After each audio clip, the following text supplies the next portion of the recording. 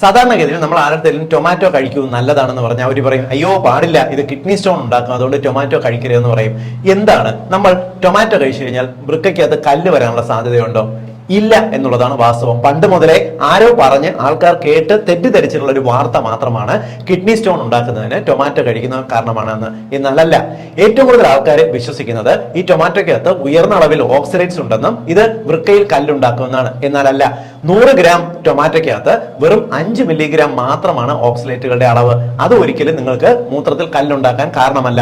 മാത്രമല്ല, ഒരു ചെറിയ നാരങ്ങയില്ലേ, ഒരു ചെറിയ നാരങ്ങയ്ക്കകത്ത് 8 മില്ലിഗ്രാം ഓക്സിലേറ്റ്സ് അടങ്ങിയിട്ടുണ്ട്. അതായത് 100 ഗ്രാം ടൊമാറ്റോയെക്കാട്ടിയും കൂടുതലായിട്ട് ഓക്സിലേറ്റുകൾ ഒരു ചെറിയ നാരങ്ങയ്ക്കകത്ത് അടങ്ങിയിട്ടുണ്ട്.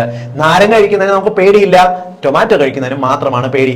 അതുകൊണ്ട് ധൈര്യമായിട്ട് കഴിക്കാം. മാത്രമല്ല, ടൊമാറ്റോയ്ക്കകത്ത് സിട്രേറ്റ്സ് എന്ന് വിളിക്കുന്ന ഒരിനം ഘടകമുണ്ട്. ഈ സിട്രേറ്റ്സിന്റെ ഗുണം എന്ന് പറയുന്നത് നമ്മുടെ വൃക്കയ്ക്കകത്ത് കല്ലുണ്ടാക്കുന്ന ടെൻഡൻസിയെ മാറ്റിയിട്ട് ഉള്ള കല്ല് അലിഞ്ഞു പോകാൻ ഈ സിട്രേറ്റ്സ് കാരണമാകും. അതുകൊണ്ട് ധൈര്യമായിട്ട് നിങ്ങൾക്ക് ടൊമാറ്റോ കഴിക്കാം, അത് മൂത്രത്തിൽ കല്ലുണ്ടാക്കത്തില്ല. എല്ലാവരുടെ അറിവിലേക്കായിട്ടൊന്ന് ഷെയർ ചെയ്തോളൂ.